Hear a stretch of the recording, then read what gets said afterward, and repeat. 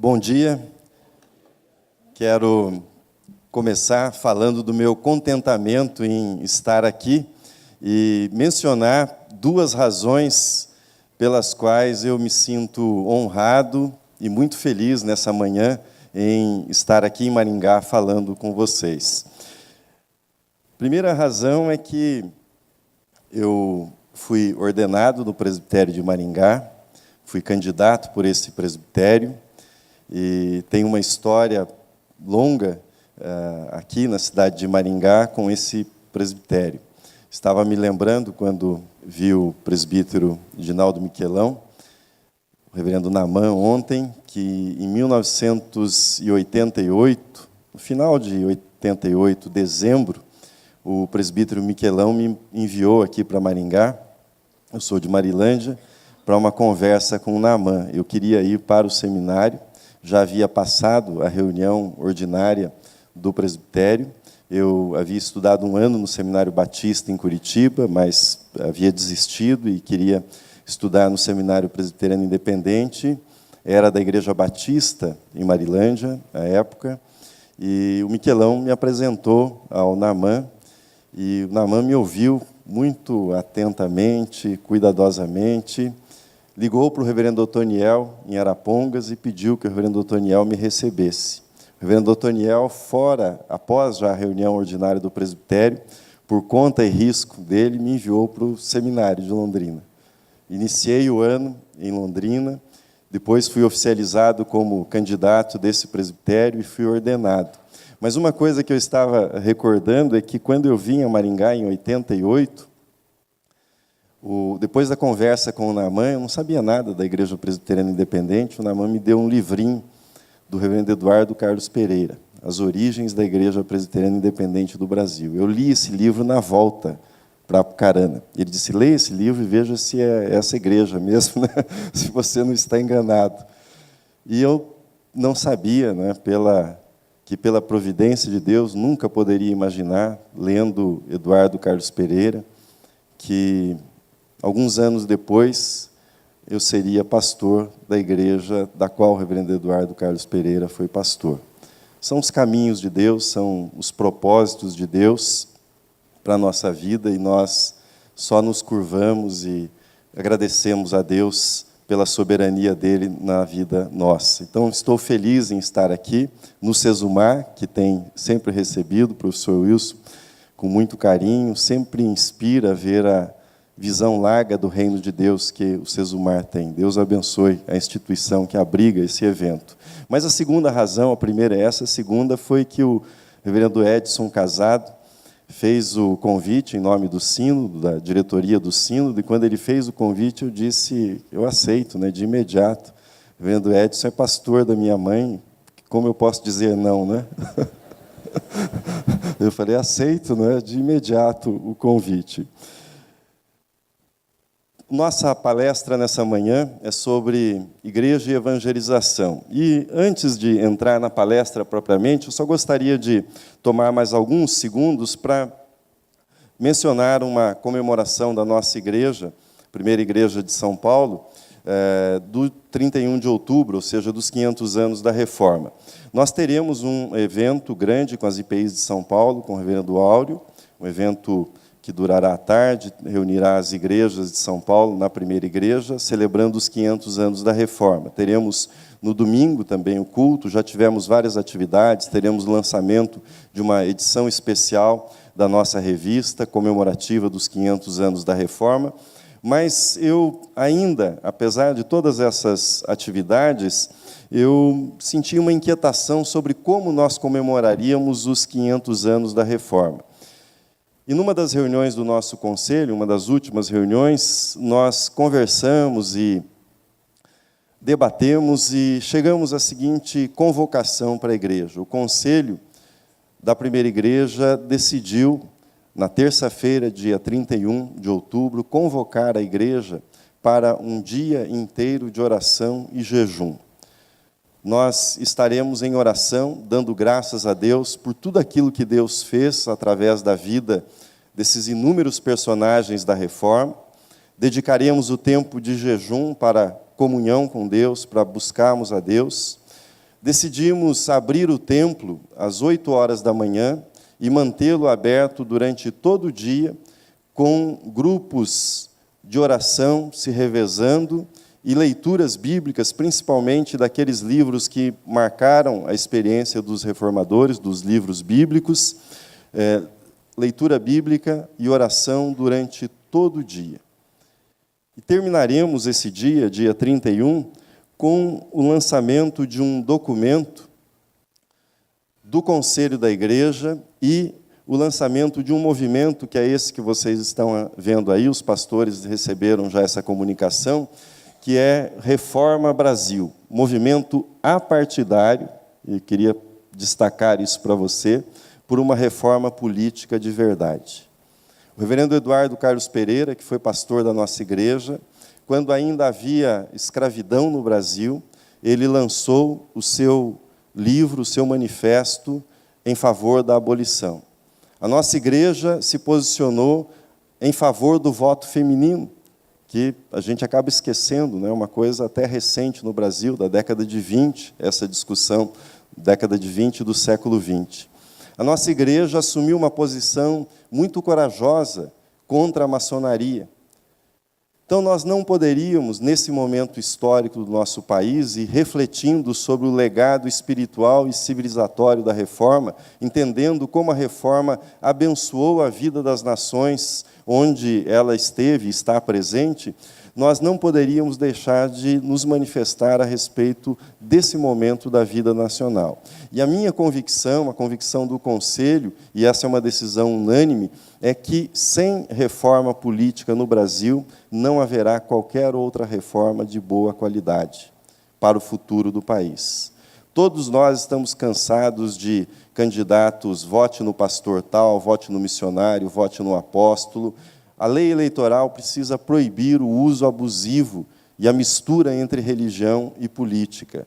Todos nós estamos cansados de ver o patrimônio de candidatos que permanecem 2, 3, 4 décadas no Congresso Nacional. É preciso ter limite para reeleições no Legislativo e muitas outras coisas semelhantes a essa, que estão no espírito de todos nós, que nós estamos listando e estamos tendo uma adesão, e depois vamos buscar adesão de outras instituições, mas a ACM São Paulo já se manifestou, a ACM São Paulo tem 40 mil associados, e já, por antecipação, aderiu também esse movimento apartidário em favor de uma reforma política de verdade no Brasil. Essa é uma bandeira que nós estamos levantando. Não é uma luta fácil. Vocês sabem disso. Não é uma luta fácil. Não é de 1 ano, 2 anos, 3 anos, é uma luta de décadas. Mas nós sentimos o chamado de Deus para levantarmos essa bandeira. A Igreja Batista do Morumbi e outras igrejas que eu tenho feito contato estão se manifestando também e alinhando-se conosco nessa posição. Nós queremos lançar, mas nós não somos donos desse movimento. Mas é o momento de refletir sobre o legado espiritual e civilizatório da reforma e assumirmos uma posição clara a respeito do nosso país.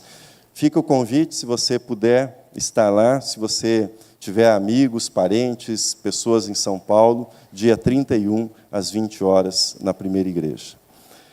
Quero fazer a leitura bíblica, nesse momento, do texto base da nossa reflexão, e depois farei uma oração e nós vamos seguir, então, na nossa palestra. Diz assim o texto bíblico em 2 Coríntios, capítulo 2, versículos 14 e 15.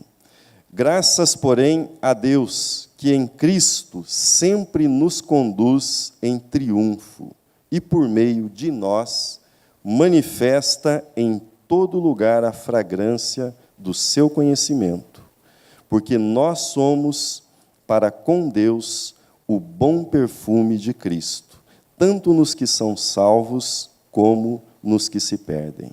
Amém. Oremos. Pai, agradecemos-te por esta manhã, agradecemos-te por este sínodo, por todos os irmãos e irmãs que estão reunidos aqui. Agradecemos-te pelo tema sobre o qual trataremos agora. Que Tu nos guies, ó Deus, nós nos oferecemos na Tua presença, para que nas Tuas mãos, ó Pai, para que por meio da tua soberania e do teu Espírito, tu fales ao nosso coração aquilo que é a tua vontade, aquilo que tu desejas para cada um de nós. No nome de Jesus que nós oramos. Amém. Amém.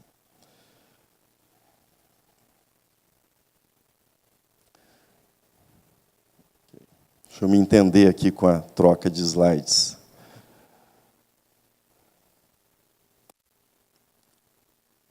Igreja e evangelização. Primeira coisa que eu gostaria de compartilhar com vocês nesta manhã sobre igreja e evangelização é que a evangelização é exatamente isso, ou seja, contar a história do grande amor da sua vida. Como é que você encontrou, como é que você conheceu o grande amor da sua vida? Sei que os casados devem estar pensando, voltando algumas décadas, alguns anos, como foi isso. Mas eu me refiro, obviamente, no contexto da evangelização, ao seu encontro com Cristo. Evangelizar é narrar, é contar a história do seu encontro com Cristo e do amor que você tem por Cristo, que você descobriu em Cristo a partir desse encontro. Falando nessa história, eu só posso começar contando a minha história, contando como eu fui encontrado por Cristo. Eu tinha 15 anos de idade, em 1985, em Marilândia do Sul. Um amigo chamado Leôncio, que era presbiteriano, e é presbiteriano, ele me convidou para que eu fosse numa conferência de Páscoa no Instituto Bíblico Maranata, que muitos aqui devem conhecer. Convidou a mim, convidou mais 2 amigos, e eu queria ir, tinha uma certa curiosidade para ir. Havia também uma moça que estudava comigo, que eu tinha algum interesse, que morava lá. Falei, quem sabe pode ser uma oportunidade, não é? E nós decidimos, então, que iríamos. E tivemos uma ideia brilhante. A minha mãe tinha uma mala muito grande, e nós resolvemos colocar as roupas e tudo naquela única mala, para facilitar, dos 4. Tomamos um ônibus, o ônibus parava na rodovia, uns 4 quilômetros ali do Eldorado, e estava chovendo, e aí a gente descobriu que carregar aquela mala seria um grande problema. Na chuva, no barro, aí estabelecemos que nós faríamos um revezamento, cada um carregaria, de um poste até o outro, passaria para o outro, e fomos, chegamos no instituto com aquela mala enorme, os pés cheios de barro, sujos, e chegamos já quase na hora do culto, do início do culto. Me impressionou muito o carinho, a acolhida que nós tivemos ali. O seminarista que estava na porta foi muito pronto, ignorou que os nossos pés estavam sujos de barro, limpei mais ou menos, me lembro até hoje da madeira, era uma madeira muito clara do piso ali, e fui marcando aquele piso, me assentei, o culto estava começando, ouvi a mensagem, o pregador fez um apelo, e quando o pregador fez o apelo para que eu aceitasse a Cristo, eu queria aceitar, eu queria ir à frente, mas as minhas pernas tremiam. E tremiam de tal forma que a minha sensação era que se eu tentasse caminhar, muito obrigado, se eu tentasse caminhar, eu cairia no caminho. Então, sempre fui muito tímido, me contive, resisti, mas falei para o meu amigo, depois de terminado o culto, Leôncio, falei, Leôncio, quando o pregador falou aquilo lá para a gente ir lá na frente e tal, eu queria ir. Não foi ninguém à frente naquele apelo. Eu queria ir, mas eu não tive coragem, porque as minhas pernas tremiam. Nós estávamos nisso no salão social, tomando lanche no Instituto Maranata. Ele disse, eu já vou resolver isso. Chamou o pastor. Ele disse, olha, o meu amigo aqui contou a história, Aí o pastor disse assim, gente, para tudo aqui que o rapaz vai aceitar Jesus.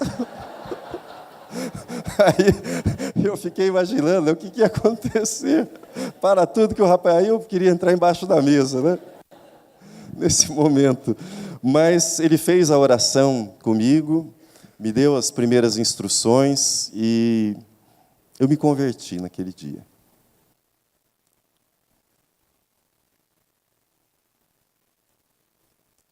Voltei para casa, diferente, mas uma mudança interior. Comecei a ler a Bíblia, comprei uma Bíblia em 2 prestações, do pastor que era o diretor, Geraldo. Comecei a ler essa Bíblia. Eu e o Edson, reverendo Edson, meu tio, dividimos o quarto. E o Edson começou a dizer para mim o seguinte, ele falou, você só está indo nessa igreja porque você quer namorar a filha do pastor. Começava a me provocar, né? Mas o tempo foi passando, alguns meses foram se passando, e um dia o Edson chegou para mim e disse assim, falou, se eu quiser ler a Bíblia, por onde que eu deveria começar? E eu já estava esperto, né? Falei, acho que você deve começar pelo Evangelho de João. Eu vou separar para você aqui e vou deixar. E ele, durão, tal, muito festeiro na época. Um dia percebi, eu já estava deitado, ele chegou, achou que eu estivesse dormindo, foi lá, pegou a Bíblia, meio envergonhado, né, porque eu não vi, se abriu no Evangelho de João e começou a ler. Passaram-se mais algumas semanas e eu fui para a igreja num sábado, para um culto de jovens, e o Edson junto comigo, só que ele ia para a festa, né? Mas a direção era a mesma, eu vou junto com você, vamos conversando. Tal. Quando chegou em frente à igreja, ele parou, né? Eu falei, então, mais tarde a gente se vê, né? Ele falou, posso entrar também? Eu falei, pode, claro. Ele entrou e se converteu naquela noite. E, algum tempo depois, ele casou com a filha do pastor. Aí eu digo para ele, né? Você está vendo quem é que foi na igreja para casar com a filha do pastor?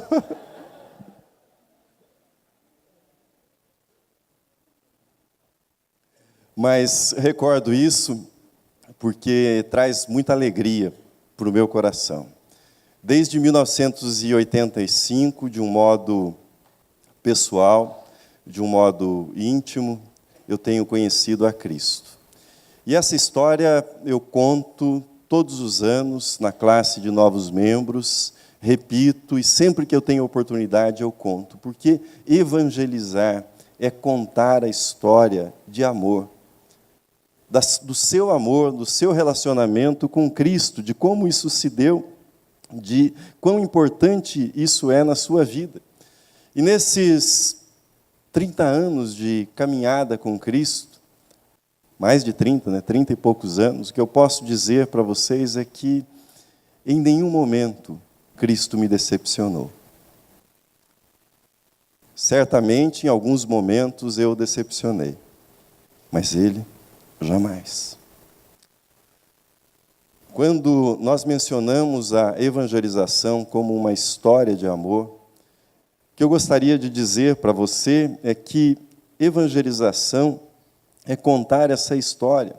E, na verdade, é passar menos tempo preocupado com modelos, preocupado com estratégias, em copiar aquilo que é a última moda, o último formato, e é gastar mais tempo na comunhão com Deus, na intimidade com Cristo, descobrindo as belezas de Cristo, tendo em Cristo a alegria do seu coração. A evangelização começa sempre com essa história de amor por Cristo. Evangelizar é contar a história de uma paixão, é narrar essa história apaixonada, não é um case de sucesso, é a história de uma paixão. E uma paixão, um amor, não é uma história de vitória, não é uma história de triunfo. Quem ama sofre, quem ama luta, quem ama batalha. Essa é uma experiência de todas as pessoas que amam. O amor não garante vitória em todas as ocasiões, o amor não faz tudo dar certo, mas não existe nesse universo força mais poderosa do que o amor. O amor é a única realidade capaz de curar feridas, de realizar o milagre do perdão, de acreditar no novo começo. Quando você fala em evangelização, você está falando dessa história de amor, desse encontro com Cristo. É aí que tudo começa. Não é uma estratégia, não é um truque, não é um método, não é uma questão apenas de racionalidade. Evangelização não é uma história de autoajuda, é uma história da ajuda que veio do alto, em Cristo Jesus, o Filho de Deus, que habitou entre nós cheio de graça e de verdade. Graça que diz que você é aceito como você é, e verdade que confronta você com seus defeitos e aponta para a necessidade de mudanças na sua vida. Narrar a evangelização é narrar essa história de amor, esse encontro, e é cultivá-lo, é zelar por essa memória desse encontro, é reavivá-la sempre no seu coração. Esse é o ponto de partida. Eu não poderia falar mais nada sobre evangelização se eu não começasse por aí. Ou seja, evangelizar é contar, é narrar uma história de amor. Às vezes nós ficamos preocupados com o método, com a estratégia, mas a questão central é essa história, é esse encontro com Cristo que deve ser também a sua experiência. Com isso eu passo à segunda questão, que é evangelizar, que é para mim uma das questões mais sérias e conceituais agora. Evangelizar não pode ser estratégia para salvar a igreja, para salvar a instituição. Uma igreja que pensa a evangelização como uma estratégia para a sua sobrevivência merece mesmo morrer. Não vai funcionar. Ou seja, a evangelização não é estratégia de sobrevivência institucional, não foi concebida, não tem esse propósito. Eu tenho dito inúmeras vezes que nós precisamos falar menos da igreja e de igreja e falar mais de Jesus. Muitas vezes as nossas reuniões se convertem em reuniões de preocupação com a instituição. Mas a instituição só tem sentido se ela for portadora da mensagem de Cristo, se ela estiver cheia da vida de Cristo. Convenhamos, ninguém se apaixona por uma instituição. Nós nos apaixonamos por pessoas, nós nos apaixonamos por ideias, nós nos apaixonamos por causas, mas não por instituições. A igreja não é um fim, a igreja é um meio para proclamar o Evangelho, meio para contar essa história de amor, meio para alcançar outras pessoas. Mas muitas vezes a nossa reflexão sobre evangelização, ela é tomada por esse viés institucional e acaba contaminando tudo, essa preocupação com a sobrevivência da instituição. Quem evangeliza pensando na sobrevivência da instituição não conseguirá nenhum êxito, porque a conexão com a mensagem é quando esta mensagem é Cristo, não a igreja. A igreja, por mais bonita que seja a sua história, eu sou pastor de uma igreja com mais de 150 anos, com uma história belíssima, mas ninguém vai àquela igreja por causa dos 150 anos de história. As pessoas vão por causa de Jesus, e se não encontrarem Jesus, não permanecem na igreja. A razão é Jesus. E às vezes nós pensamos a evangelização como uma estratégia. Pensar a evangelização como alguma coisa que a igreja faz à parte do que ela é, mata a própria mensagem de evangelização. Evangelização é o que a igreja é na sua essência. Queria que vocês vissem comigo o texto de Pedro, no qual ele diz: vós, porém, sois raça eleita, sacerdócio real, nação santa, povo de propriedade exclusiva de Deus, a fim de proclamardes as virtudes daquele que vos chamou das trevas para a sua maravilhosa luz. Vós, sim, que antes não erais povo, mas agora sois povo de Deus, que não tinhas alcançado misericórdia, mas agora alcançastes misericórdia. Primeira parte fica muito claro, ou seja, nós nos tornamos povo de Deus, ou seja, igreja, para que proclamemos as virtudes da igreja, as virtudes da nossa denominação, as virtudes dos 500 anos da reforma. Não, Cristo Jesus, as virtudes daquele que vos chamou das trevas para a sua maravilhosa luz. Ou seja, a missão da igreja é proclamar Jesus Cristo, é tornar Jesus real no mundo, para que as pessoas vejam Jesus. Quando a igreja tenta chamar a atenção para si mesma, quando a igreja quer que as pessoas a amem, a respeitem em si mesma, isso não funciona. As pessoas não são atraídas pela igreja, são atraídas por Cristo. E a igreja é o lugar onde elas congregam, é o lugar onde elas estão reunidas. A meu ver, nós temos feito uma grande confusão entre a doutrina da salvação e a doutrina da igreja.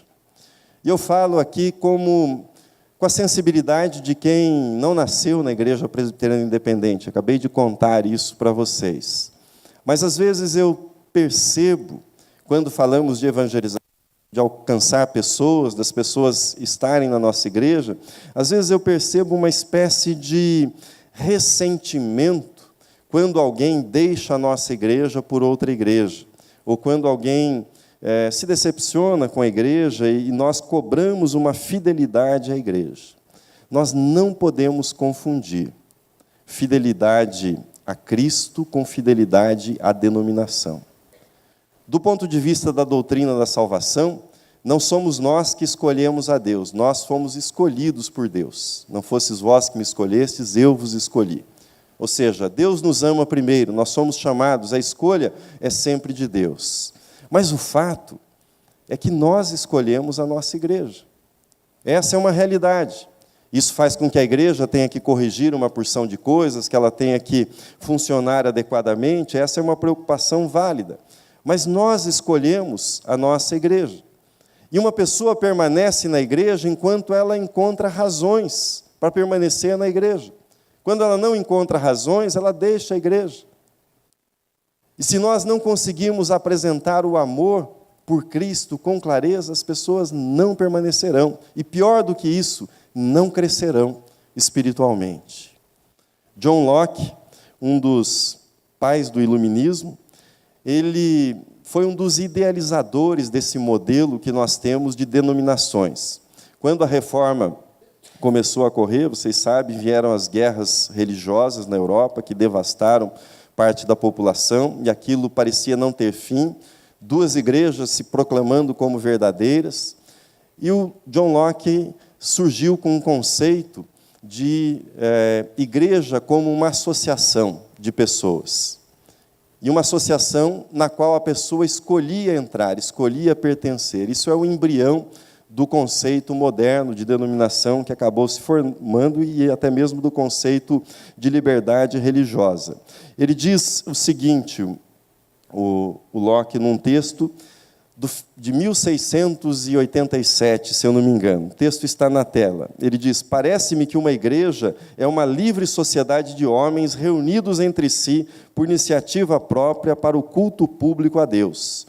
A esperança de salvação que lá encontra como se fosse a única causa do seu ingresso em certa igreja pode igualmente ser a única razão para que lá permaneça. Se mais tarde descobre alguma coisa errônea na doutrina ou incongruente no culto, deve sempre ter liberdade de sair como teve para entrar, pois laço algum é indissolúvel, exceto os associados a certa expectativa de vida eterna. A igreja é, portanto, uma sociedade de membros que se unem voluntariamente para esse fim. Não adianta, principalmente nessa época de laços frágeis, cobrar a fidelidade das pessoas à instituição. Não há fidelidade à instituição. As pessoas permanecem numa igreja, na sua igreja, você permanece na igreja à medida que você está ligado a Cristo, que que você cresce em Cristo e que essa igreja é capaz de mostrar, Cristo e a centralidade de Cristo na vida do cristão. Outra coisa importante nesse item ainda, antes de passar para o próximo, que evangelização não é estratégia para salvar instituição, me preocupa muito, e eu confesso a vocês que em algum tempo no meu ministério eu também me confundi e me enganei. Me preocupa muito quando nós dedicamos a nossa paixão e no afã de defender a igreja, de defender o reino, nós gastamos muito tempo atacando aquilo que os outros estão fazendo de errado, segundo a nossa perspectiva. E gastamos tanta energia criticando aquilo que os outros estão fazendo, que nós cansamos as pessoas que estão ao nosso lado. Em algum momento do meu ministério, eu percebi, pela graça de Deus, que as pessoas não iam à igreja para me ouvir criticar as outras igrejas. Que elas iam e vão à igreja para ouvir a respeito de Deus, da vontade de Deus, daquilo que Deus pode fazer na vida delas. Muitas vezes nós despendemos uma energia enorme, ficamos indignados, e há muita razão para a indignação, com aquilo que é feito em termos religiosos, mas esse não é o foco. Esse não é o foco. Quando nós tomamos esse caminho, nós matamos a evangelização dentro da nossa igreja e aquilo que ela pode fazer. Terceira questão que eu quero compartilhar com você, a minha fala tem dois momentos críticos. Dois momentos que eu tenho plena consciência que eu estou sujeito a ser mal compreendido, a ser interpretado do jeito que eu não gostaria de ser interpretado. Esse é um dos momentos, por isso eu vou pedir toda a sua atenção nesse momento. Não confunda evangelização com trabalho social. Evangelizar não se confunde com trabalho social.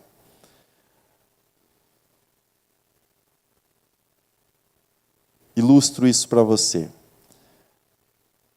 A minha igreja tem uma obra social extraordinária. Eu acho que poucas igrejas no Brasil, digo isso não por vaidade, mas poucas igrejas no Brasil têm o volume de trabalho social que nós temos. Não vou mencionar, eu até havia preparado 2 vídeos do trabalho social para ilustrar isso, mas eu vou seguir, só vou contar para vocês. Nós temos trabalho com crianças e adolescentes, 200 crianças das escolas do entorno, tomam café da manhã, almoçam, fazem reforço, têm educação cristã na igreja, fazem atividade artística, cultural, esportiva na Associação Cristã de Moços, que fica em frente à igreja. Esse trabalho foi iniciado há mais ou menos 20 anos por diaconisas da igreja, e tinha, até um tempo atrás, 50, 70 crianças, e tinha algumas voluntárias, uma funcionária ligada à igreja, uma professora, mas era um trabalho muito bonito, mas muito difícil de ser realizado pela igreja. Nós fizemos a parceria com uma fundação da igreja, com a Associação Cristã de Moços, e entregamos toda a gerência do projeto para a ACM. A igreja cede o espaço, cuida da educação cristã, fornece voluntários, a fundação investe recursos, mas a igreja não se preocupa em contratar funcionários, em demitir funcionários, não resolve o dia a dia das questões sociais ali. Por que nós não fazemos isso?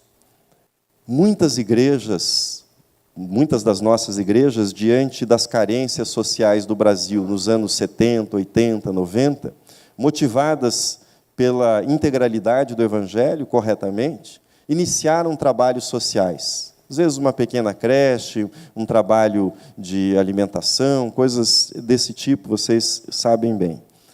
Não há nada de errado com isso.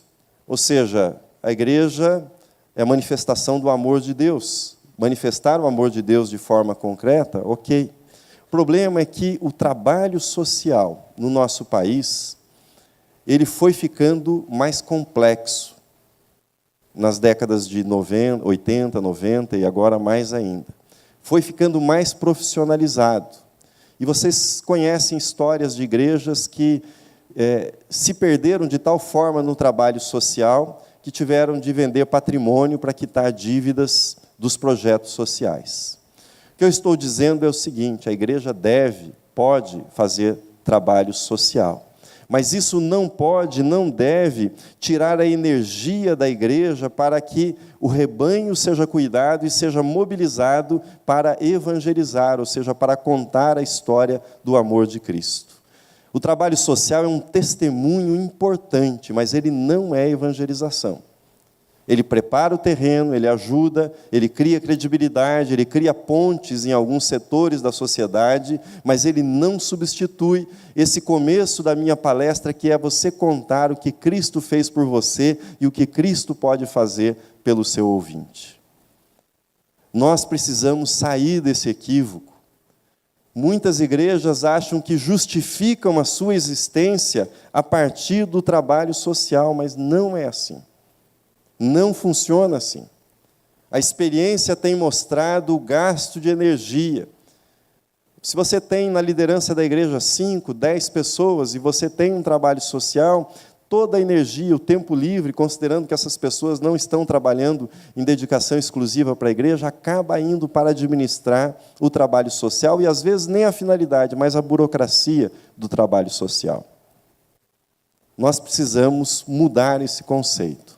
Realizar parcerias, incentivar membros da igreja que se tornem voluntários em outros projetos. Nós temos, por exemplo, um projeto que é realizado chamado Mutirão Pró-Vida, que nós recrutamos médicos, dentistas, advogados, profissionais das diferentes áreas, vamos para uma área carente de São Paulo e aqueles profissionais passam o dia ali atendendo as pessoas. Isso é importante para eles como serviço, mas isso não se confunde com evangelização. É testemunho do amor de Deus, que pode auxiliar a evangelização no contato com as pessoas, mas pode se tornar um problema para a vida da igreja se a igreja não conseguir fazer esse salto de profissionalização. Pergunto para você, o que é que somente a igreja pode fazer?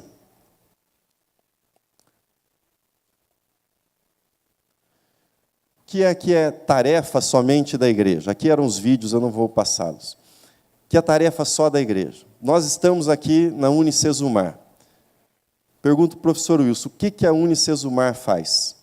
Em uma palavra. Qual é o trabalho da Unicesumar? O que ela faz? Ensina, é educação. Se você sair daqui e for para o hospital, o que é que um hospital faz? Cuida da sua saúde. É isso que você espera encontrar num hospital. E você vai mudando de instituições. Agora, pergunte a respeito da igreja. O que é que a igreja faz?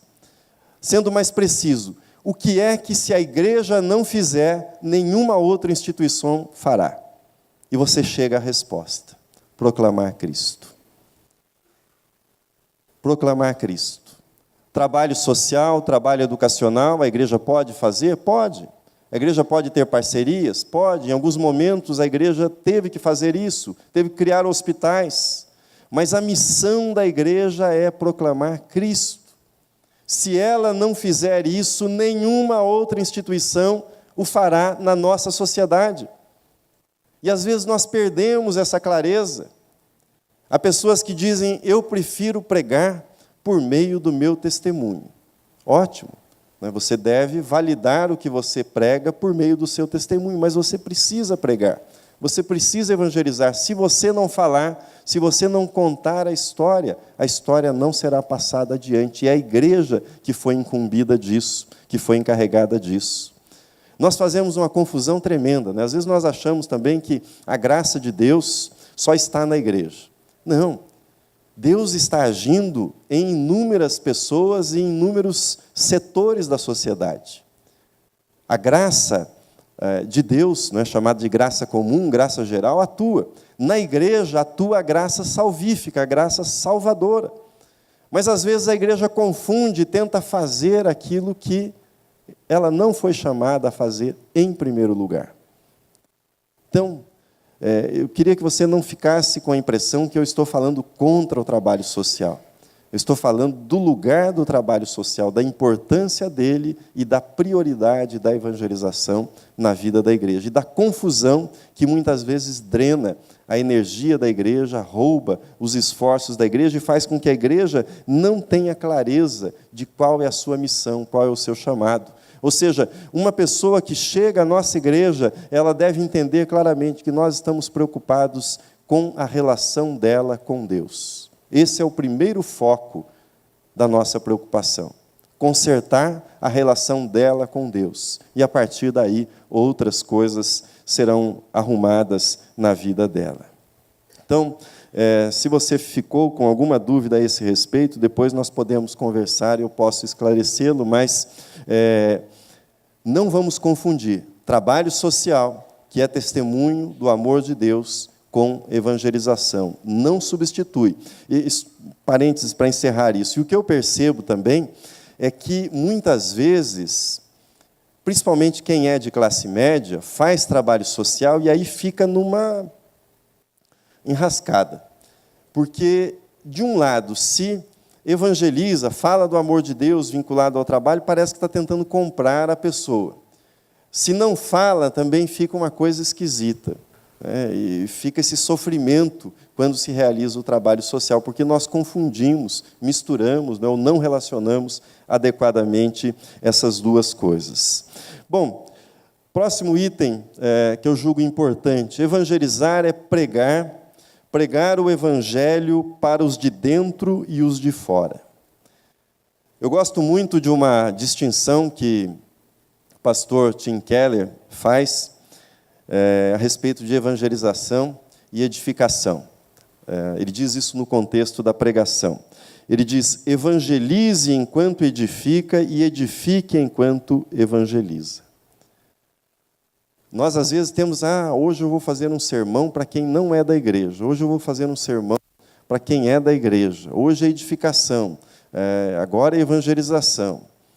Na verdade, se o evangelho estiver no centro da nossa vida, é possível edificar enquanto você evangeliza e é possível evangelizar enquanto você edifica. Essa distinção não tem lugar. Não é nenhum segredo que existam em nossas igrejas membros que não são convertidos. Pessoas que não nasceram de novo. Pessoas que não tiveram uma experiência, um encontro ou a consciência de uma entrega, que não foram renovadas pelo evangelho. Pedro foi muito claro a esse respeito quando ele diz na sua carta: por isso, irmãos, procurai com diligência cada vez maior confirmar a vossa vocação e eleição, porquanto, procedendo assim, não tropeçareis em tempo algum. Ou seja, nós não devemos agir para tranquilizar as pessoas a esse respeito, quando elas levantam questões sobre a sua salvação.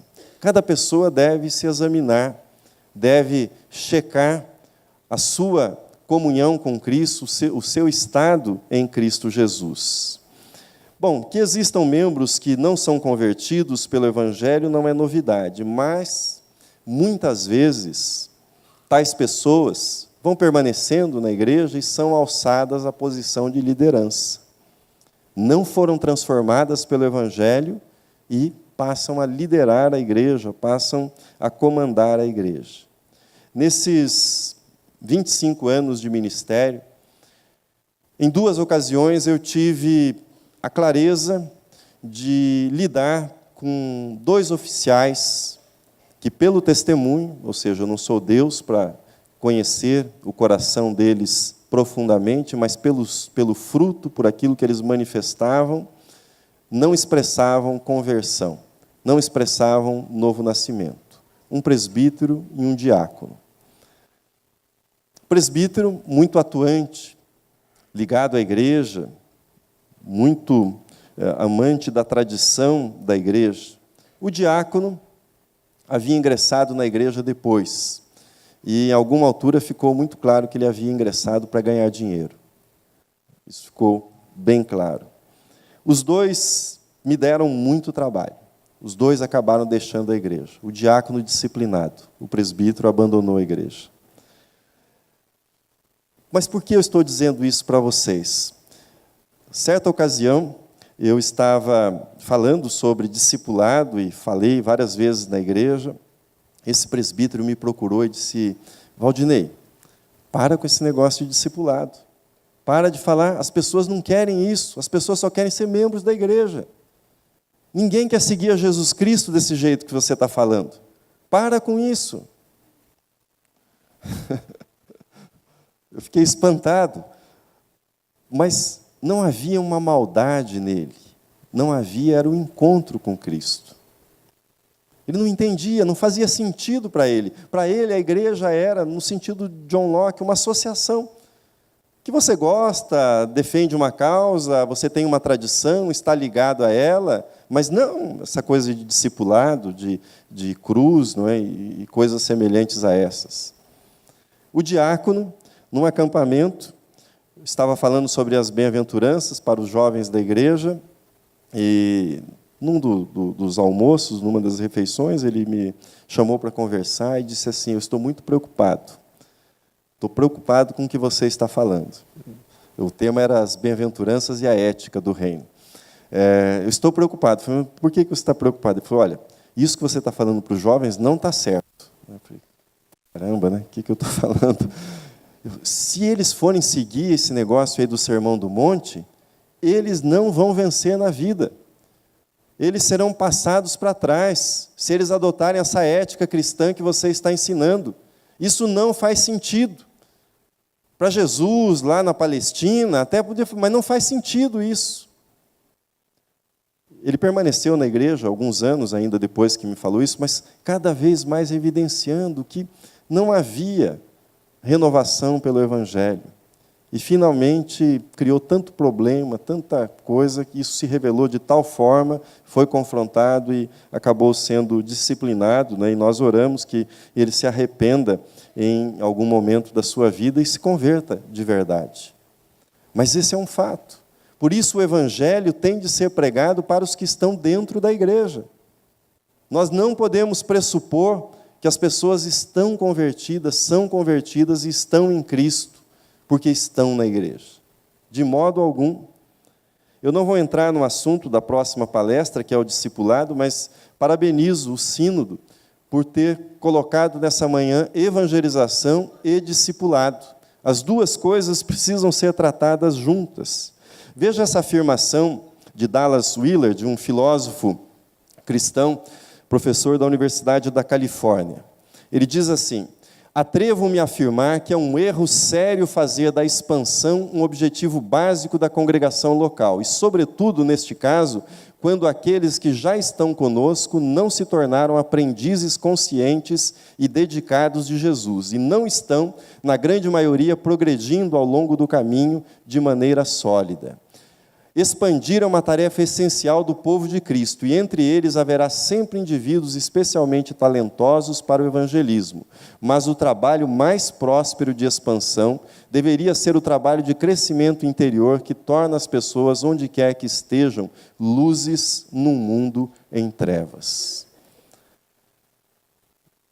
Percebe a distinção que ele faz? Tem a ver com aquilo que eu disse, né? Ou seja, evangelizar não é estratégia para salvar a instituição, ou seja, para pôr mais gente para dentro da igreja. Evangelizar é uma tarefa com aqueles que estão dentro da igreja também. Pregue o evangelho para aqueles que estão fora, mas pregue para aqueles que estão dentro da igreja. Porque é o evangelho que renova a vida. Aqueles que já estão convertidos serão renovados, e aqueles que não estão convertidos estarão sendo confrontados com a palavra de Deus. Muitas vezes nós ficamos tão obcecados por acrescentar mais pessoas, mas não nos preocupamos com aquelas que estão na igreja e não crescem, não se desenvolvem, não amadurecem. Essa deve ser uma preocupação nossa também na evangelização. Agora veja comigo essa frase do Paul Freston. Já volto nesse quadro aqui. Paul Freston diz, à medida que o Brasil fica mais evangélico, os evangélicos ficam mais brasileiros também. Mais picaretas, não é? Mais o jeitinho e todos esses problemas que a gente conhece bem. O Brasil explodiu, não é, em termos de crescimento evangélico, mas nós vimos explodir a violência, a corrupção. Não que os evangélicos sejam a causa disso, mas a preocupação com a qualidade, com o crescimento espiritual, com a edificação, deve estar presente no nosso ministério de evangelização. Voltando nesse quadro anterior, para ilustrar o que eu estava dizendo, você tem em toda a igreja sempre um núcleo de membros comprometidos.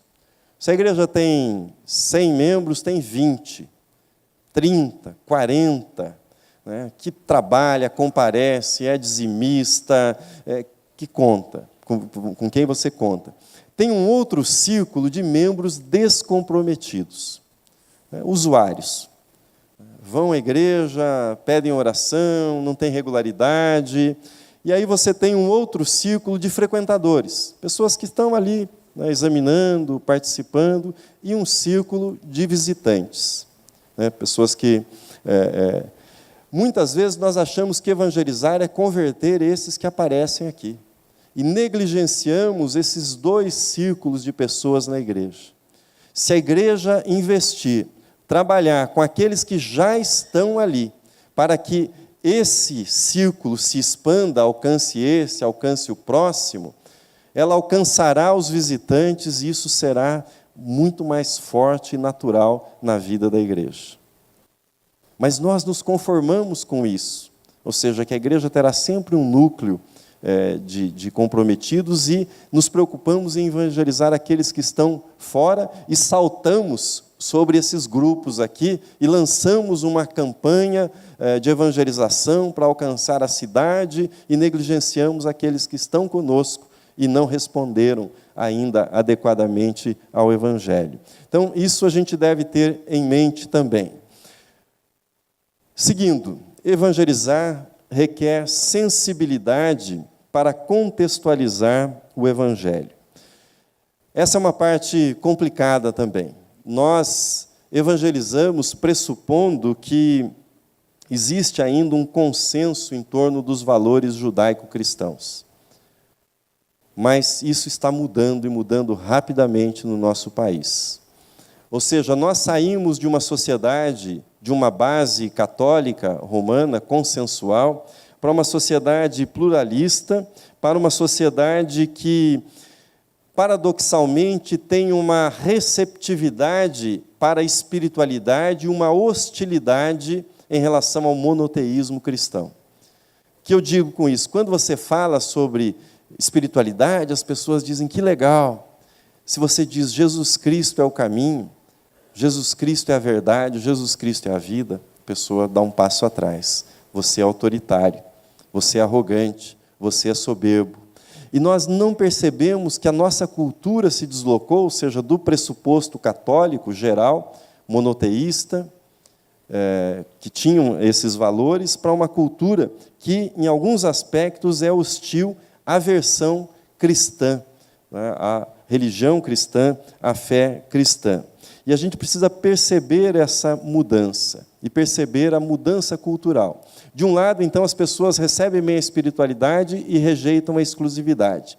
De outro lado, uma mudança interessante é que as pessoas, embora estejam resistentes a enunciados conceituais da verdade, absolutos da verdade, elas estão mais receptivas quanto a testemunho pessoal sobre a verdade. Ou seja, funcionou para mim. Essa é a minha experiência de vida. Isso é o que Deus fez na minha vida. Isso atrai e abre portas, e as pessoas se dispõem a ouvir por esse caminho. Por isso que a evangelização, naquele formato mais tradicional da entrega do folheto e da abordagem do desconhecido, encontra resistência no mundo urbano, porque ela passa pela teia dos relacionamentos, ou seja, das amizades, do testemunho. É isso que dá credibilidade para a evangelização, mas que entristece a igreja, né? Porque aí você tem que dar o seu testemunho, é você que tem que falar. né? Não adianta a campanha, é a sua relação. Pesquisas têm mostrado, diversas pesquisas, que as pessoas que vêm para a igreja e permanecem na igreja, chegam na igreja por meio de relacionamentos, de amizade, de convite, de alguém que ela conhece. É isso que dá credibilidade para a mensagem da igreja. Mas nem sempre a gente percebe essa mudança cultural e acabamos aumentando a resistência ao evangelho. Não há uma receita pronta para a evangelização. São relacionamentos autênticos, genuínos, de verdadeiro interesse. Às vezes, uma menção, eu estou orando por você, uma ligação, uma preocupação genuína com a pessoa que demove as resistências contra o Evangelho e abre a oportunidade para que Cristo e a mensagem de Cristo seja ouvido. Eu gosto muito de uma frase do Eugene Peterson. Ele diz que nós devemos nos preocupar em falar de Cristo para as pessoas, mas devemos nos preocupar também em ouvir em Cristo as pessoas. Ele diz, não se pergunte só para quantas pessoas eu falei de Cristo, pergunte-se quantas pessoas eu ouvi em Cristo. Porque ouvir é uma chave essencial para que você seja escutado naquilo que você vai falar, naquilo que você vai apresentar. Brevemente, algumas dicas sobre contextualização para a igreja na evangelização. Estão todas aqui na tela. Algumas coisas que eu acho que são importantes para que a igreja tenha essa sensibilidade cultural na evangelização. Primeiro, ser comunidade sem ser polícia moral. No mundo urbano que nós vivemos, não há mais como policiar o comportamento das pessoas. As pessoas estão no anonimato, nas grandes cidades do nosso país. Mas todas as pessoas querem pertencer, querem ser amadas, querem ser cuidadas, mas elas não querem ser vigiadas, elas não querem ser policiadas, elas não querem ser constrangidas. Numa comunidade rural, numa cultura onde a tradição é forte, as pessoas adotam determinada moralidade por conta do constrangimento. No mundo urbano isso não funciona. Mas as pessoas estão sedentas por pertencimento, por cuidado, por serem amadas.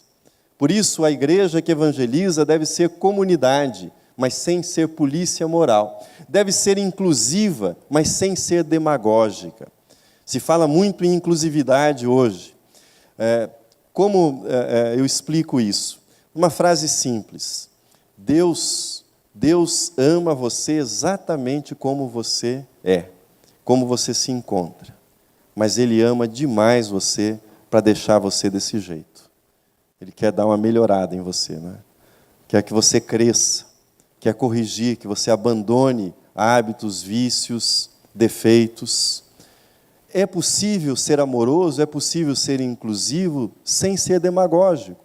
Ou seja, nós pensamos diferentes, nós discordamos de determinadas condutas, de determinadas práticas, mas nós podemos acolher e podemos mostrar o amor de Deus, sem demagogia. Ser solidário sem ser ideológico e partidário. Ou seja, a solidariedade é importante, o trabalho social é importante, mas se há algo que machuca a igreja é o partidarismo. Isso estraçalha qualquer evangelização, quando nós assumimos um determinado partido político, não é, como igreja. Ou seja, é preciso ser solidário, mas sem ser ideológico ou partidário. Ser ortodoxo sem ser fundamentalista. O que nós cremos está no credo dos apóstolos. Ali é o resumo da doutrina. Está no Novo Testamento, está na palavra de Deus. É isso que nós cremos. Nós não vamos reinventar a fé cristã. A nossa afirmação é uma afirmação de fé ortodoxa, ou seja, são essas as verdades que nós cremos. Isso não vai ser mudado. Agora, nós não somos fundamentalistas quanto à forma. Nós precisamos de flexibilidade, nós precisamos de maleabilidade, de adaptação ao contexto no qual nós estamos. Ser ortodoxo não significa ser fundamentalista. A ortodoxia foi mantida por todos os concílios da igreja, é a grande marca da igreja. E, em último, ser leve sem ser superficial. contextualizar, não precisa ser pesado, não precisa ser chato, mas também tenha bom senso para não ser superficial. As pessoas têm um filtro.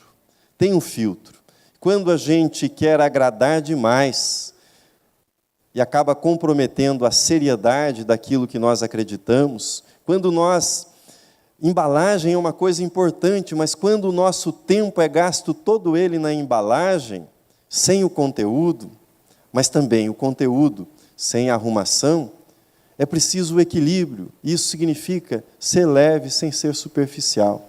Ou seja, leveza na palavra, na organização, na reunião, nas metodologias que nós desenvolvemos para alcançar as pessoas com o Evangelho. O nosso objetivo é ajudar as pessoas numa tomada de decisão por Cristo. Falando ainda da evangelização dos que estão dentro da igreja, eu tenho tido algumas experiências interessantes a esse respeito. Desde que eu assumi a igreja em 2010 como pastor titular, eu procurei delinear o que nós chamamos de caminho na catedral. Que a pessoa que chega à igreja, ela tenha clareza, o visitante, o frequentador, o que é que Deus espera dela naquela igreja? Qual é o caminho que Deus tem traçado para ela na igreja? E definir 4 coisas como o caminho nosso. Uma decisão por Cristo, ou seja, se a pessoa não é convertida, que ela tome essa decisão. Se ela estava afastada, que ela decida retornar à comunhão da igreja. E tanto os convertidos, quanto os que estão retornando, quanto aqueles que vêm por transferência, passam pela classe de novos membros. Tem aulas, todos juntos, nós não separamos. Às vezes tem presbítero que vem de outra igreja, se transfere, vai para a classe de novos membros, e assiste às 10 aulas na classe de novos membros. Todos passam pelo mesmo conteúdo. Mas uma decisão clara por Cristo. Conexão. A realidade, acho que de boa parte de vocês, é um pouco diferente da nossa em São Paulo. Nós estamos no coração de São Paulo, ali no final da Avenida Consolação, uma área onde as pessoas têm pouco contato pessoal, intimidade. E muitas vezes uma pessoa pode frequentar a igreja por anos, sem conhecer ninguém e sem que seja conhecida por ninguém. Aliás, alguns vão para lá porque não querem ser conhecidos mesmo. Às vezes brigaram na igreja no bairro, não estão dando um tempo, aí vai frequentar e não quer ser identificado. O que eu digo é, nós respeitamos isso. Mas se é o seu tempo com Deus, você quer ser tratado, curado, precisa desse tempo, ok. Mas tem 2 coisas, segundo o Paul Tournier, que você não pode fazer sozinho. Casar e ser cristão. Para casar você precisa de alguém, para ser cristão você precisa também de alguém. Por isso há conexão. Você precisa pertencer a um grupo. Você precisa ser conhecido e conhecer outras pessoas. E esse é o segundo passo no caminho. Nós temos diversas estratégias para essa conexão. A formação, escola dominical, classe, estudo. Você precisa do conteúdo da palavra de Deus. Então, passar pela escola dominical. E missão. Você deve servir também. Você deve usar os dons que Deus deu para servir dentro da igreja ou fora da igreja, ou nos 2 lugares, por meio dos dons. Mas voltando ao tema da decisão, que é o que está mais ligado à evangelização, eu deixo nos bancos esse cartão, a gente fez uma pastinha e fica no banco da igreja, com essa frase: o maior de todos os milagres é que não precisamos ser amanhã o que somos hoje. Você pode mudar com a ajuda de Deus. A sua vida pode mudar com a ajuda de Deus. E nesse cartão, nessa pastinha, tem isso: Deus falou ao seu coração, decidi seguir a Jesus Cristo a partir de hoje. Ore por mim, estou voltando para Deus. Ore por mim, estou consagrando minha vida para servir a Deus. Ore por mim. A pessoa preenche, há um segundo campo que eu não anexei aí, que ela estabelece se ela quer o contato do pastor, quer ser contatada. Algumas pessoas tomam a decisão e marcam que não querem contato. Deixam, às vezes, telefone, e-mail para o contato da igreja, mas a maioria acaba marcando que quer o contato. Então, nós fazemos o contato. Mas interessante que um desses cartões que chegou na minha mão é de um rapaz casado com uma mulher da igreja, e ele está na igreja há 17 anos. E ele preencheu o cartão. Decidi seguir a Cristo, fez a classe, se tornou membro, é um grande membro, né, atuante na igreja hoje. Nós precisamos dar oportunidade para que as pessoas tomem decisão. Eu contei para vocês da minha conversão, né, as minhas pernas tremiam, não tive coragem de ir caminhando à frente. No mundo urbano, as pessoas não querem se expor. Elas são mais reservadas, ainda mais numa metrópole. Mas você precisa criar um canal que fique claro que o Evangelho exige uma resposta, o Evangelho pede uma resposta das pessoas. Nós utilizamos esse canal, é um dos canais, e funciona bem. Funciona bem. Todos os domingos há sempre retorno, algumas vezes assinalando, voltando para Deus, consagrando a vida, às vezes há uma relação com o tipo de mensagem, mas sempre há esse retorno. Então, voltando naquela afirmação, há uma elevada relação entre a vitalidade de uma igreja e a clareza do processo. Ou seja, a pessoa que ingressa na igreja, ela precisa saber, eu estou aqui, o que é que vocês esperam de mim? Qual é o caminho a ser percorrido na igreja? Se a gente vai deixando, a pessoa vai ficando. Ou seja, não é instada a uma decisão e não é instada a percorrer um caminho. Como que está o meu tempo? Ok. Ok, então, quem quiser cópia disso daí, algumas vezes que eu já apresentei, tem pedido, a gente não distribui, viu? Manda, inclusive, um modelo para imprimir, né, e fazer. Você pode reproduzir na sua igreja. Faço isso com toda alegria, essa distribuição. Outra questão, se eu falei que talvez você ficasse confuso quando eu falei sobre o trabalho social, aqui você vai ficar mais confuso ainda, né? Sobre isso que eu vou falar. Por isso eu vou tomar cuidado, irei por partes e talvez seja até repetitivo para sanar, né, as possibilidades aí de confusão. Evangelizar é amar os inimigos. Essa é uma marca do cristianismo. A evangelização por meio do amor aos inimigos. Amar aqueles que nos amam é óbvio, é fácil. Querer salvar aqueles que nos amam é natural, né, da nossa parte, é natural de qualquer pessoa, mas a marca da evangelização cristã, ao longo dos séculos, é o amor aos inimigos. Há aqueles cristãos, né, que são tão modestos, mas eu não tenho inimigo nenhum, né? Como eu teria inimigos, uma pessoa tão boa como eu, né? Só reparto amor, né? Como eu teria? O fato é que existem inimigos e inimizades e hostilidades na sociedade. Às vezes a questão é pessoal, mas aqui eu estou me referindo mais a uma questão conceitual, mais de grupos, de segmentos e de ideologias na sociedade. Eu faço a caminhada todos os dias da minha casa para a igreja e passo pela Praça Roosevelt, que é um principal espaço alternativo de São Paulo hoje. É o lugar, o coração, o núcleo da cena LGBT em São Paulo. E estou sempre com o celular, né? Eu gosto muito de fotografar as coisas na rua, e prestei atenção nessa pichação. Deus é gay. Deus é gay. Fotografei essa imagem para guardar, né, em algum momento, refletir sobre isso. Bom, hoje, uma das principais hostilidades, ou a principal fonte de hostilidade, vem do chamado movimento LGBT. E há uma verdadeira batalha entre segmentos cristãos e esses segmentos organizados ideologicamente e politicamente no nosso país. O que eu vou falar para você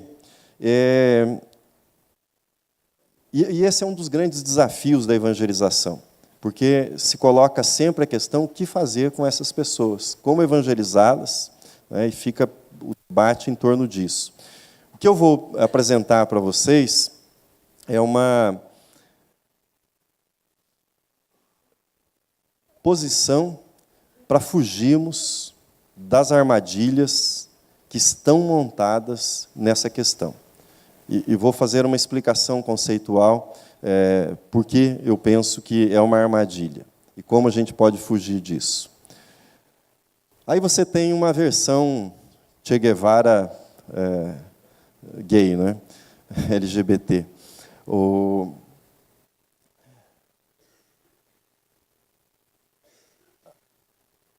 Nós entramos, na última década e nos últimos anos, num declínio do pensamento de esquerda no Brasil e na América Latina. Houve um acentuado declínio, uma desmoralização, né, ou seja, a bandeira ética que conduziu essas lideranças ao poder acabou sendo manchada, né, pelos fatos, e uma desilusão muito grande. Com essa derrocada da esquerda no Brasil, a juventude perdeu um dos ícones principais, do seu fascínio de mobilização, que é o pensamento de esquerda. O pensamento de esquerda proporciona para o jovem a oportunidade de rebeldia, de transgressão, e, ao mesmo tempo, de um discurso de justiça em favor do mais fraco. Mas já faz tempo, não é, que a esquerda perdeu essa credibilidade de falar em nome do mais fraco, de fazer esse discurso. Isso foi desencantando a juventude. A leitura que tem sido feita, e eu não sou o precursor disso, tem sido feita fora do Brasil também, nos Estados Unidos, é que essa bandeira que havia tão forte de defesa do oprimido, de defesa do trabalhador, de defesa do fraco, que encantava, ainda que teoricamente, né, e às vezes cheia de contradições, os jovens, essa bandeira não encanta mais os jovens. Mas o jovem precisa de uma causa. Ele precisa de uma causa que tem esses dois elementos psicológicos. Ele precisa do sentimento de transgressão, ou seja, ele não quer defender uma causa que seja dos seus pais, dos seus avós, ou mais uma causa careta da sociedade. Tem que ser um negócio que choque, que transgrida. E ele precisa do sentimento de justiça, de estar aliado a quem está sendo oprimido, a quem está sendo fraco, a quem está sendo oprimido na condição de fraco. Esse vácuo foi preenchido pelo movimento LGBT. E muitos jovens hoje veem na defesa das pessoas homossexuais a bandeira de defesa dos fracos, associada à imagem de progressista, de para frente, de moderno, de ousado, de inovador. É isso que está em jogo nessa questão. Ou seja, a substituição de uma referência que era essencialmente política, econômica, social, por uma referência que passa a ser comportamental. Por isso fascina tanto. E é isso que nós não estamos entendendo como igreja. E a isca que nos foi jogada para a gente debater é para que nós façamos o papel do opressor. Que nós façamos a validação do discurso dessa condição como uma condição oprimida. E todo o fascínio, toda a mobilização que eu vejo no lugar onde eu estou, vem desse momento político que nós estamos vivendo. E aí você me pergunta, mas por que, né, relacionar e chamar de inimigo? Né? Eu não estou chamando de inimigo, nem dizendo que é inimigo, mas essa causa, hoje, é hostilizada fortemente, enfrentada como uma espécie de cruzada pela igreja, por setores das igrejas cristãs. Evangelizar é, na verdade, fazer uma ponte entre o amor de Deus e o amor às pessoas. A evangelização é a mensagem da cruz, ou seja, uma linha vertical que vem até as pessoas e a linha horizontal. Nós ligamos as pessoas a Deus por meio da evangelização, da mensagem da cruz. Evangelizar não tem a ver com catalogar as pessoas de acordo com ideologias de direita, esquerda ou de gênero. E evangelizar tem a ver com apresentar a cruz como centro da vida cristã. Apresentar a cruz como a verdadeira história para a humanidade. E há uma coisa que nós cristãos não nos demos conta ainda, isso veio de um modo muito forte para mim no ano passado, que é o seguinte: a coisa mais importante que aconteceu na história aconteceu numa manhã de domingo com a ressurreição de Cristo. Esse é o fato mais importante da história. Nenhum fato, nada, nenhuma revolução, nenhuma descoberta, nós devemos continuar progredindo, estudando, melhorando a sociedade. Acabei de falar de uma campanha para isso. Nada disso deve ser abandonado, mas não acontecerá nada de mais importante na história humana do que o evento Cristo, a morte e a ressurreição de Cristo. É esse evento que está definindo a história e definindo o futuro no qual nós viveremos. E é essa história que precisa ser contada, mas muitas vezes nós nos apaixonamos mais por outras narrativas do que por essa narrativa. Esse é o grande evento. E evangelizar é apresentar a cruz de Cristo. Digo isso para você pelo seguinte: disse para vocês que nós estamos no coração de toda essa movimentação em São Paulo, não é, da cena LGBT.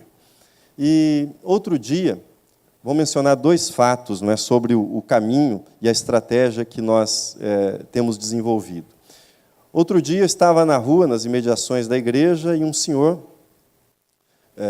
me chamou pelo nome, parei para cumprimentá-lo, e aí reconheci que ele é um daqueles que está na condição de frequentador, vai à igreja vez por outra, e começamos a conversar, e ele havia procurado a igreja uns anos atrás, e apresentado a sua condição de homossexual, suas lutas, não é? Já vinha de passagem por outras igrejas, mas manteve essa posição de frequentador da igreja. Mas ele, na conversa rápida que nós tivemos na rua, ele disse o seguinte: ele disse: eu tenho acompanhado as mensagens pela internet, vou algumas vezes, e eu queria dizer para vocês que a primeira igreja está de parabéns. Falei: por quê? Ele disse: vocês pregam Cristo somente, só Cristo.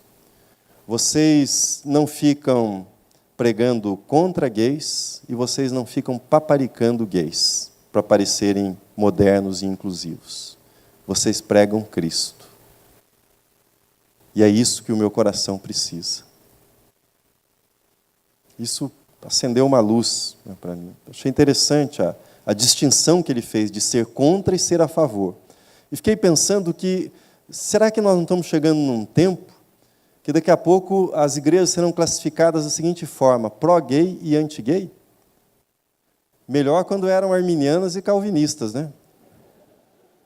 Você já pensou que situação, né? Você é de qual igreja? Pró-gay ou anti-gay? Melhor calvinista ou arminiano, né? O pentecostal, histórica. Mas a situação está chegando a esse ponto. Em São Paulo há muitas igrejas chamadas inclusivas. Está chegando a esse ponto. Segundo caso que eu compartilho com vocês para ilustrar esse caminho que nós temos adotado. Em 2015, eu fui contatado por um advogado, que também é membro da igreja, que me comunicou do falecimento de uma pessoa e que essa pessoa havia deixado um testamento para a igreja. Está aí, ó. Era uma pessoa que havia lutado ao longo da sua vida com questões relacionadas à homossexualidade. Estava na igreja há alguns anos. A gente gosta de testemunho, né? Mas eu acho que testemunho em cartório deve valer muito mais do que o testemunho que eu falo para você, né? O sujeito vai no cartório e registra em cartório, isso tem muito valor, né? O que é que esse irmão registrou em cartório, que eu tomei conhecimento? Vem uma história dos familiares, é que ele falando, né, na verdade, o cartorário registrando o que ele dizia. Ele expressa-se que muitas vezes sentia-se muito sozinho, mas que foi ele, o outorgante, quem escolheu esse estado de vida, nada tendo a reclamar. Que voltou-se para a Igreja Presbiteriana Independente de São Paulo, onde foi recebido como membro. E sempre foi muito bem aceito, e o outorgante sempre adorou estar presente aos cultos e trabalhos da catedral. E quer deixar sua gratidão aos dirigentes da igreja que sempre o receberam muito bem e lhe proporcionaram horas de grande alegria. E nessa igreja pôde fazer suas reflexões, orações, prestar louvores ao Criador e receber os melhores momentos de sua vida, com participação direta nos 2 corais da igreja, o que lhe trazia muita alegria. Quero esclarecer que o seu desejo é que a criação da fundação acima mencionada seja feita nos mesmos moldes e finalidades da Fundação Francisca Franco, da Igreja Presbiteriana Independente. Esse senhor, ele deixou o seu testamento e a doação dos seus bens para a constituição de uma fundação pela igreja. Ele havia uma única vez tratado do assunto comigo.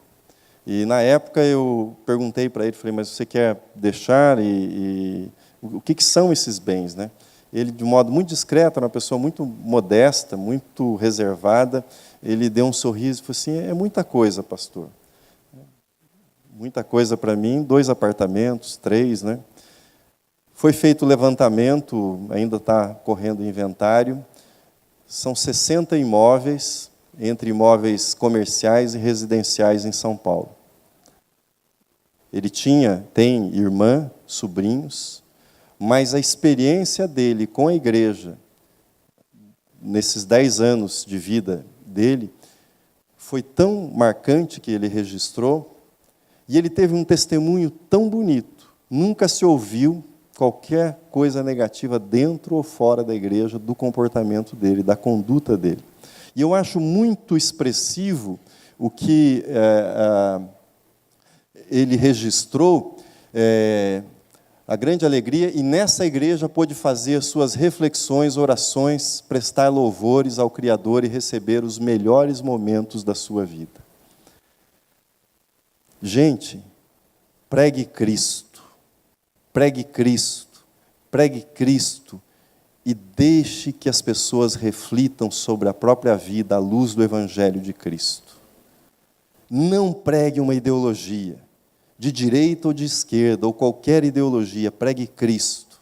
O que transforma é o Evangelho de Cristo. A sociedade pode se organizar e ter bandeiras, e discutir questões nos diferentes níveis educacionais, tudo isso é cabível, mas não confunda a missão da igreja. Não confunda a missão da igreja, de jeito algum. A nossa missão é apresentar o Evangelho de Cristo. A igreja não deve ser tolerante. A igreja não deve ser intolerante. A igreja deve ser amorosa. É diferente. Isso tem a ver com o velho ditado que diz: Deus detesta o pecado, mas Ele ama o pecador. Uma igreja amorosa é uma igreja que sabe fazer essa diferença. Sabe amar o pecador. E sabe apresentar o Evangelho. E sabe dar espaço. Numa sociedade pluralista, você precisa dar espaço para as pessoas. Para que elas façam as suas reflexões, façam as suas orações e cheguem às suas conclusões. Volto a uma imagem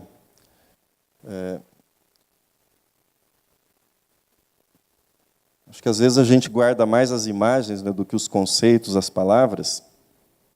Eu li para vocês o texto que nós somos o bom perfume de Cristo, que aparece nas situações ou na vida daqueles que são salvos e daqueles que se perdem. Nós somos o bom perfume. A igreja não é dedetizadora. Ou seja, não é o papel da igreja borrifar veneno e matar as pessoas que pensam diferente de nós.